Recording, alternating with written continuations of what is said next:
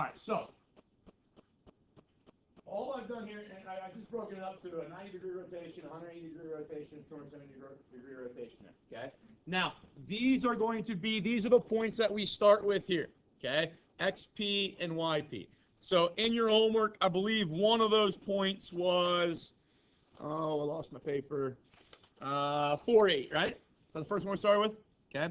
So I'm going to type in 4 here, type in 8 there.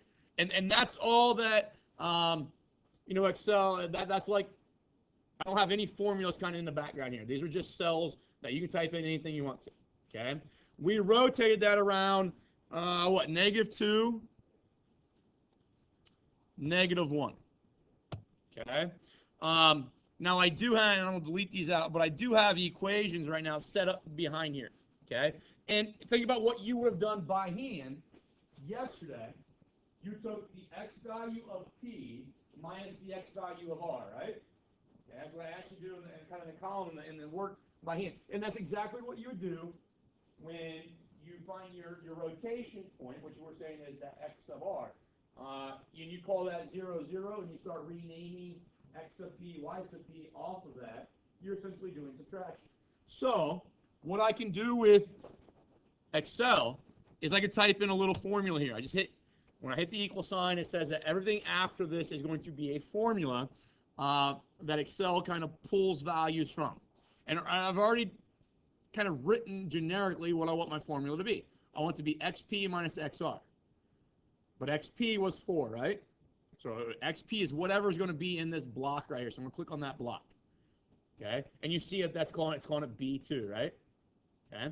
And I want to subtract from that, so I'll hit minus XR. Well, XR is what's in this block right here. And then I hit enter, and it gives me 4 minus -2. What's nice about that now is if I put in 12, see how it changes that 14? Okay. That's kind of the reason Excel exists is because it allows us to do that subtraction very, very quickly. Okay. Now I'm going to do the same thing here. So I want the y's now to be subtracted. Okay. So y of P, which would be that block there, or we call them cells. So cell C2. And we're going to subtract from it this cell right here of y sub r. And then I hit enter. And now 8 minus -1 gives me 9, right? Is that doable? Okay. And what's nice about these two things are what can change. Okay. And then as I change those, okay, so I change this ordered pair and that ordered pair, these will change automatically without me having to do any subtractions. Does that make sense? The program does it for me. Okay. Now, I'm calling this x sub p prime and y sub p prime. So essentially what this is, remember this is the point, this is the point to rotate. Okay, so 6, 9 is the point that I now want to rotate. Okay, apply my rule to. And if you remember, your rule for a 90-degree rotation, rule for 90 degrees of A comma B turned into negative B comma A, didn't it? Does that make sense, everybody? So right now, let me rewrite this a little bit better. That's your A value. That's your B value. Does that make sense? So I want to show up right here. Okay, I want that opposite of B. Does that make sense? So I want Excel to take this number of 9 and negate it. Well, what can I do? What kind of formula can I do to simply just negate something? What number can you multiply so you don't change anything, but you -1? So I'm going to take -1 times whatever I had in. I think I hit too many keys there. 1 second. Okay. So here I'm going to take -1 times whatever's in this block right here, whatever this B block is. So I'll click on that and Now you're going to see that it changes that to a -9, right? That's exactly what we wanted it to do. Here, I don't want this A value to change at all, right? Okay, but it's asking for that one. So here I'm just going to write equals and then click on that block and it will put that 6 there. Okay, is that doable for everybody? Now I'm just going to check to see if this system works because we've done this by hand yesterday. We did this with 3, 7 yesterday, and we rotated around 8, 9. And didn't we develop the point 10, 4? Okay, so see how just putting that input information in, what point I want to rotate and what I want to rotate around will give me, it will do all the math that we were doing by hand, right? Okay, it's essentially doing what GeoGebra kind of does in the background when we click on points and ask it to rotate and that kind of stuff, and it shows up for us. I just want to make sure that I've done this correctly, so I'll do a couple other points. -3. Oh, got to hit enter. 4. And I wanted to go around 8, 9. Yesterday, we found that to be 13, -2. And then we also did another example. We did 5 and -6. And that gave us 23, 6. So I'm pretty confident that we have this rule identified correctly. Does that make sense to everybody? Okay. I'm going to come down here and I'm going to really just kind of do the same thing. So let's, but now my rotation rule, and I'm actually, let's just delete these because I don't really maybe want those. I just want this to be my input and this to be my center of rotation. And then this whole chart will give me either a 180-degree rotation, 270, or a 90 of that one point around that point. Does that make sense? So let's look at what the rule was for rotating 180 degrees. If I had A, comma B, okay, that became, if you remember, -A, -B. Does that make sense to everybody? Okay. And to be honest, I don't even need that stuff. Okay, because this for 5, -6, that's A and that's B, right? Okay. Well, let's rotate that. Okay. 180 degrees. So then this block here should equal the negation. So I'll just put negative whatever's in this column here, or this cell. So it does give me 3. This one here is going to be negative, okay, equals negative whatever is there. Hit enter. Okay. Now I don't have a formula right here yet. Okay. And I don't know if I don't think we talked through the formulas I had written in here. That formula there is just, if we look at it, it says H2 plus D2. Well, H2 is this number. D2 is that number. So that's when we added that rotation point back in. Okay, so I want to do the same thing here. I'm going to take right here. I'm going to take this thing here and add back in my rotation point, which was 8. And then here, I'm going to take the 15 and add back in my 9. So it gives me that. Okay, so if I were to take 5, -6, rotate it around 8, 9, 180 degrees, it should give me 1124 as that point. Okay, just kind of see if we've done this. We've got the ability to do this with GeoGebra. So 8, 9. Oh, fingers don't want to work. 8, 9. Was it -5, 6? Is that what I said? 5, -6. Sorry, 5, -6. And we want to rotate this point around that one 180 degrees. Doesn't matter counterclockwise or clockwise.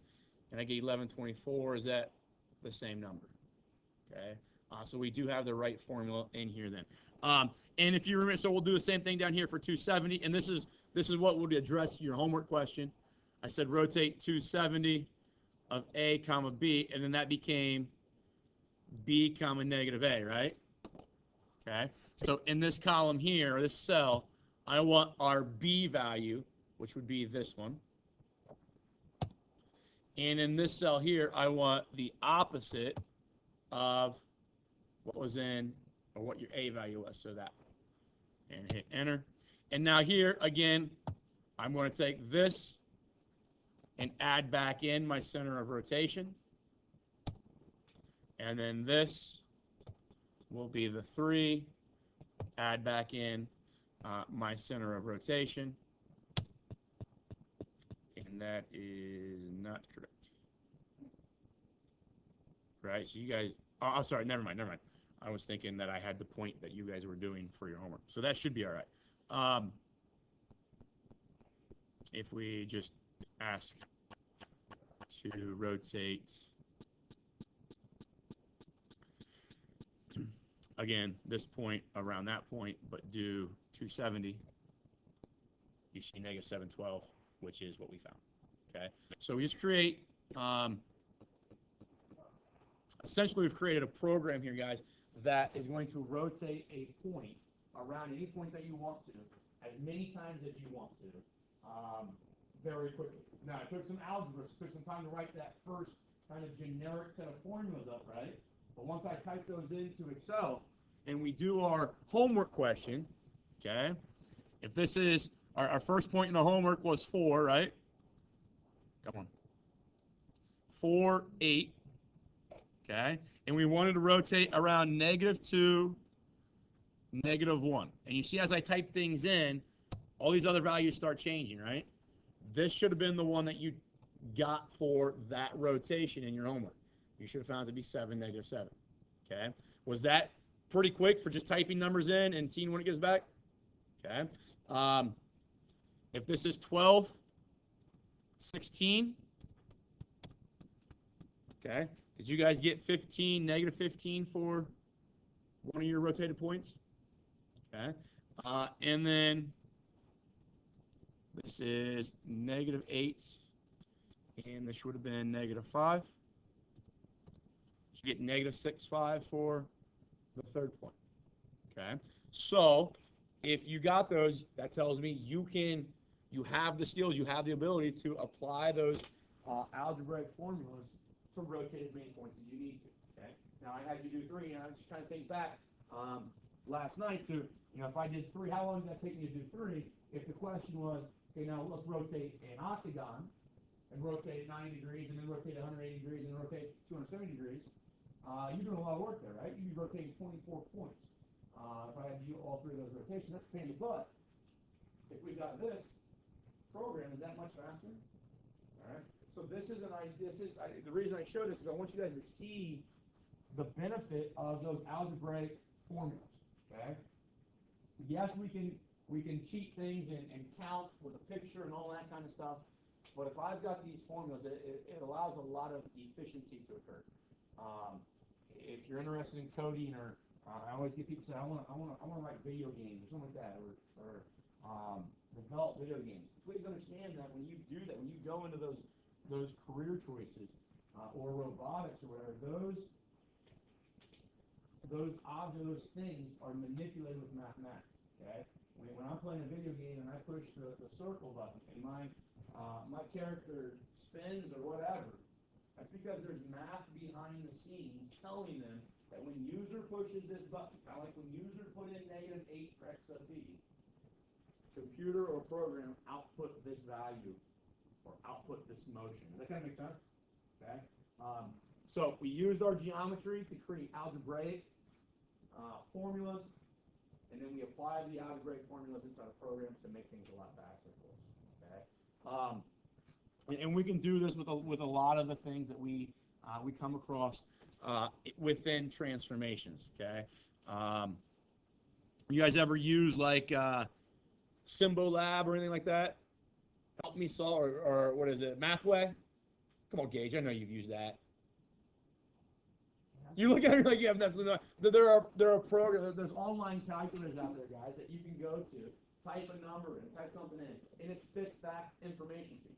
Okay? Just portion. Yeah, even just your generic TIA 384 or whatever. We just conducted a programming for those that is similar to those things. Okay, now those things have a lot more capabilities than what this. I mean, this only does one thing, but all those tools that you might use to help you are programmed this way. Okay? Let's see here.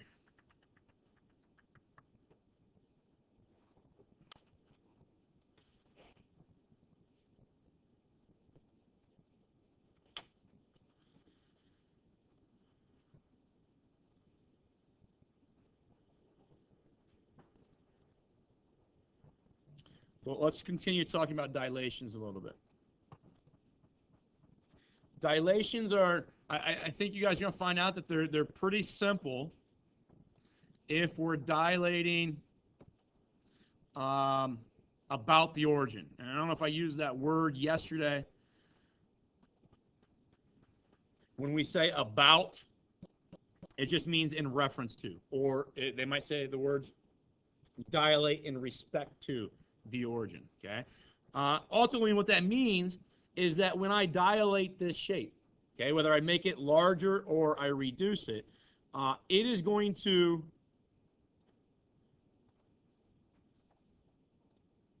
have the three vertices of the dilation are going to exist on those three rays. Okay, that's ultimately what the dilation does. So, for instance, if I take point A and I just use a dilation factor, let's just say 4. Okay, now by hand that's kind of a pain in the butt because essentially what we're doing is we're taking that number multiplying by 4 and taking that number multiplying by 4, right? Well, that ordered pair gets pretty big pretty fast, right? Okay, so we go to 8, 24. If I take C and multiply it by 4, and actually let me go back one. Let me rename this as A prime.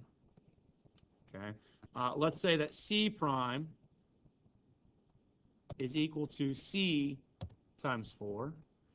Okay, so I take 10 times 4, I get 40. Take 2 times 4, I get 8. And let's take B prime, and let that be B times 4. Okay, so that times 4, that scale factor is being applied to both ordered pairs. So now, when I construct that dilation, okay, we see that triangle is an enlargement, correct? Okay, and all 3 points, all 3 vertices are on those rays. Okay. Now there's also some other things on here. You know, there's a lot of other points here, right? Would you guys agree at that point E is somewhere on there?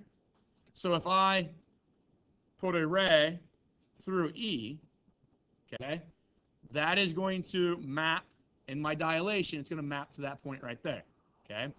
Think about this. Let's say that I've got, let's intersect this with that. Gives me point F.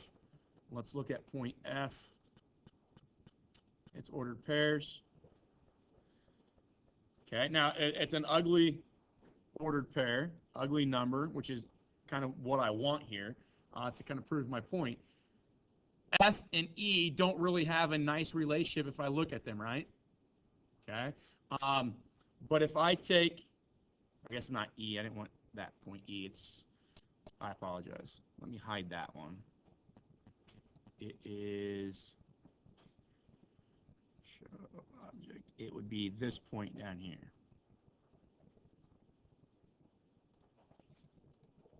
G. So G's coordinates. Okay. So G is going to get enlarged. 4.52, 4.74 is going to get enlarged or dilated to that point right there, right? And to prove that that happens, if I take the ordered pair, I'm just going to take the x value of f. Okay? So when I type in x value of f, it's pulling this 18.1 number out. Okay? And if I divide that by the x value of g, okay, which is the 4.52, what is that number right there? That was our what? That's our scale factor, okay? So no matter where G is, okay, it's going to, on that ray, it's going to provide us where the dilation point goes. Does that make sense? Okay. We do it, and that it's kind of a pain in the butt to do it with all those points, but we do it with the 3 points that are most convenient, and those are your vertices. Okay. But you're ultimately, if you do it with those 3 vertices, then all the other infinite points that happen with kind of fall in line appropriately. Okay. Kind of like any other graph that we ever make. When I graph y equals x squared, I graph like a handful of those points, and then all the other, when I graph it, all the other ones, the idea is that they fall in place. Okay. Is that something we can do? Understand those relationships? Okay. Now here's why I say this is because we're eventually going to want to dilate things around other points. Okay. Now I'm not going, at least today. We'll see what time is going to look like tomorrow. I'm not so much going to give you formulas for dilating around a point that is not 0, 0. So if I give you this point right here, 1, 2, and I want to dilate, let's just do a segment here. Let's say I want to dilate that segment about 1, 2.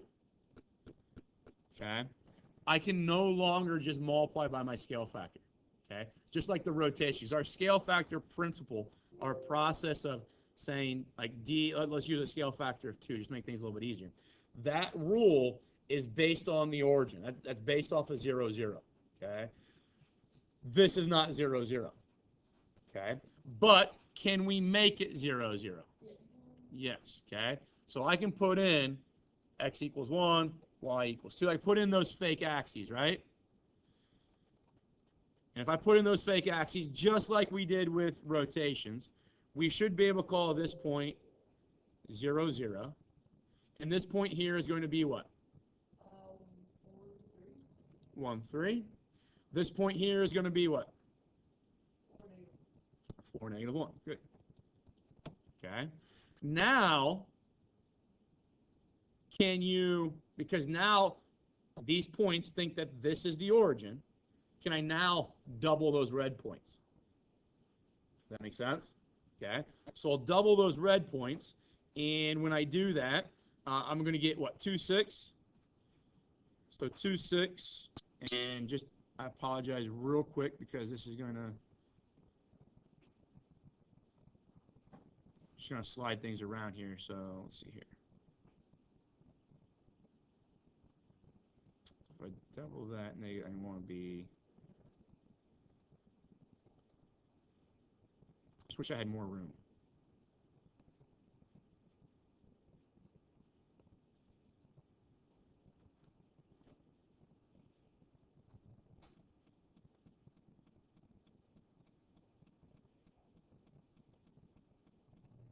That should work. Okay. So we said we changed this to 0, 0, and you said this was 1, 3, right? And we said this was 4, negative 1. Okay.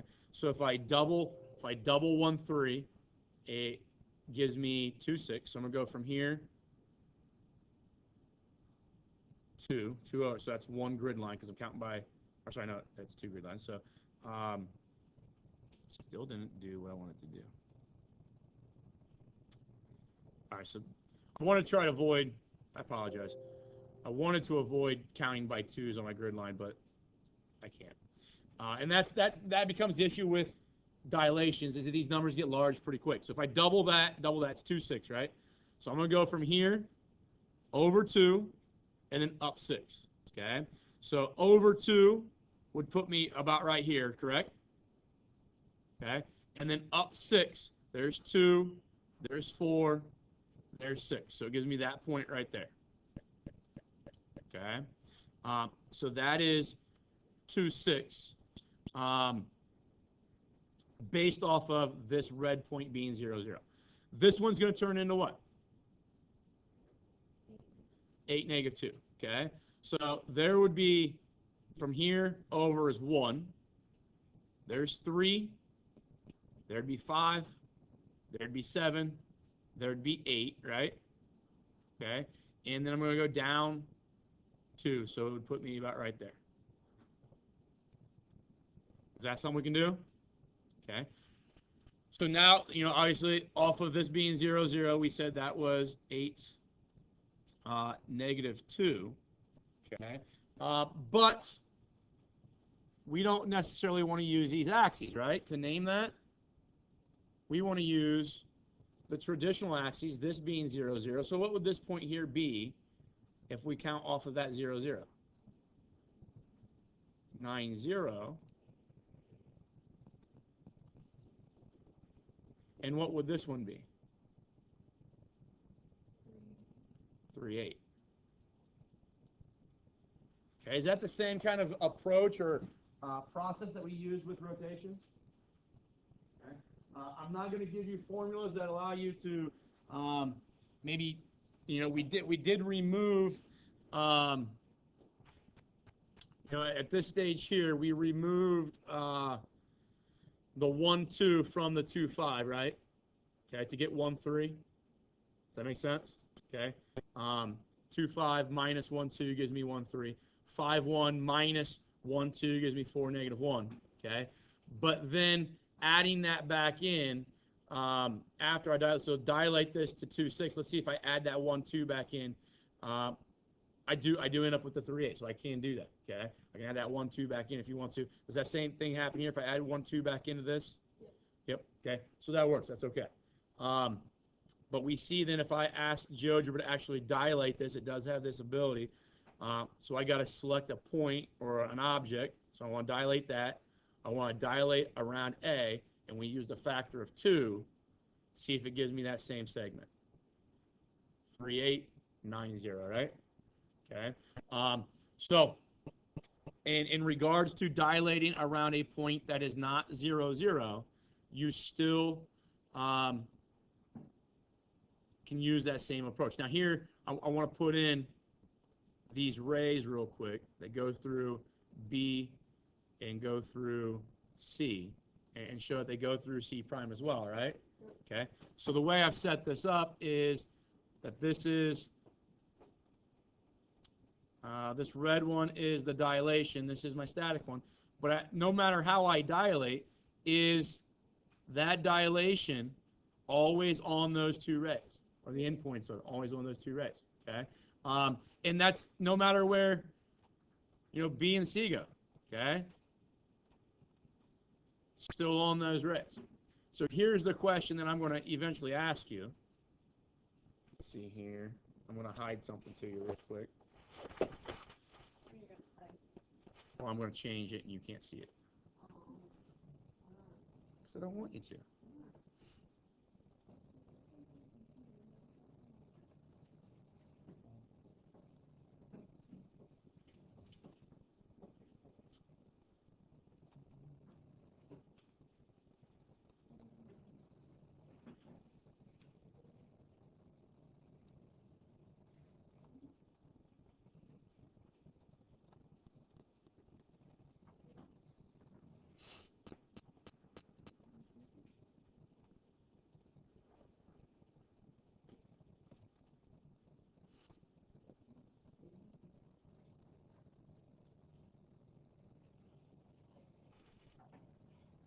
All right, so here's my question.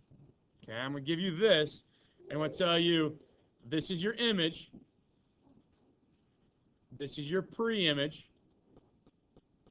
My question is, what is the dilation point? What point did we dilate about? Cam? Is it 6, 8? I don't know. How would I find this? What principle have we talked about that would allow you to do this? Say again? Yeah, I'm going to use my rays. I know that my dilation point, I know my dilation point has to be somewhere on that line right there, right? Okay. Now, you might even think some other, could we come up with the equation of that line if we needed to? If we have 2 points, we can always find the equation of a line. Is my dilation point also on that line or that ray? So if it's on both rays, then it has to be where they intersect. So 412 is my point of dilation. Okay. Now, what I was saying is that we could, and I don't know that GeoGebra is going to give me the equation of a ray, but we could do this. Let's say I have a line. We could do this. We just don't have time right now to do it. If I do that, GeoGebra is going to give me these two equations. And those two equations, maybe you are more comfortable with them in that format. Still kind of ugly because it's not writing them as fraction form. But could you set those two things equal to each other? Because these two things are the same, and solve for x. And when you solve for x, it's going to give you 4. And when you plug back in and solve for y, it's going to give you 12, right? So you do have the ability there. If not having a graph, okay, you would essentially have the ability with these ordered pairs to come up with two equations of lines and use system equations to find that point. And that process, guys, is something that, and you hear me say this all the time, but it's going to be something you use in Algebra 2, you use in college algebra. Creating lines, writing equations lines becomes a very, very, very, very important skill for us. My next question, same thing, is what is the scale factor? What is the scale factor? And you cannot, if we look going back to like maybe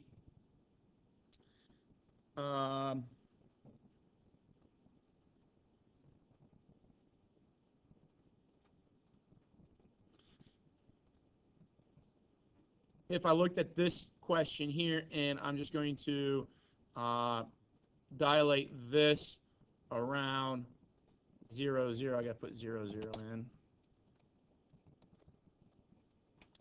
So I want to dilate the world. I want to dilate that about that by, let's just say, 3.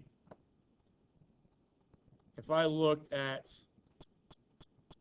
this and all these ordered pairs, can I get that 3 by looking at A prime and A? Yeah, 6 divided by 2 gives me 3. 18 divided by 6 gives me 3, right? Do the same thing with B prime and B because it's the origin, right? It's dilated around the origin. Where if I look at this, because we're not dilated around the origin, if I divide 20 by 12, so in all those around the origin, that factor was consistent, 20 divided by 12, and then, so it gives me that number. So then look at 4 divided by 8, look at the y values. They should give me the same scale factor, right? And they don't. So just by dividing these ordered pairs when it's a dilation around a different point, you can't necessarily develop the scale factor. But we can if we understand that when we do a dilation, these two shapes are what to one another? Similar, okay? And if we go back to what we talked about with similarities, we should be able to determine distances, okay? Can we come up with the length of BC? Remember the distance formula would be take your x values and subtract them. So what's that give me if I subtract those? Right, so it's going to give me, in this case, so you give me the formula, which is great. But if I do that subtraction, it gives me 2. Square that gives you 4, right? What do I get when I subtract the 8 and the 4? 4, square that, and I get 16. So that goes to radical 20, right? Now I'm going to do the same thing down here for this one. Let's go find the distance of B prime, C prime. So take your x's, subtract those, it gives you 4 squared is 16. Well, now just be careful here. What's 4 minus negative 4? 8. 8 squared is 64. What's 16 plus 64? 80. Okay. Now, I'm going to write it over here. Does radical 20 and radical 80 give us our scale factor? I would be cautious looking at this because you might see the wall of 4, right? We need to simplify. What perfect square is inside 20? Or we'll divide 24, okay? So what's 20 divided by 4? 5. So this is going to go to radical 4, radical 5, right? What perfect square is inside 80?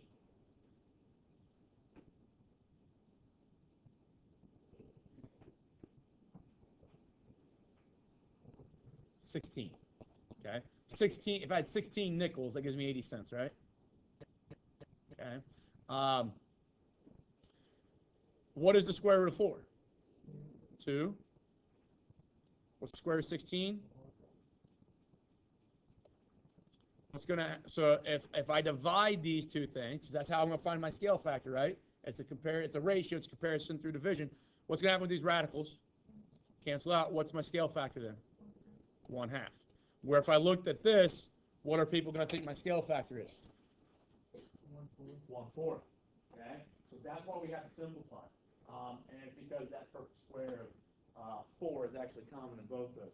So now we know our scale factor by looking at our distances. Does that make sense? And those are little things that, like the end of course exam and standardized tests in general ask. And it's kind of almost contradictory to what kind of happens in a traditional classroom in a textbook, is that they say, this is how you do a dilation. You take the x's and y's and you multiply them. Okay?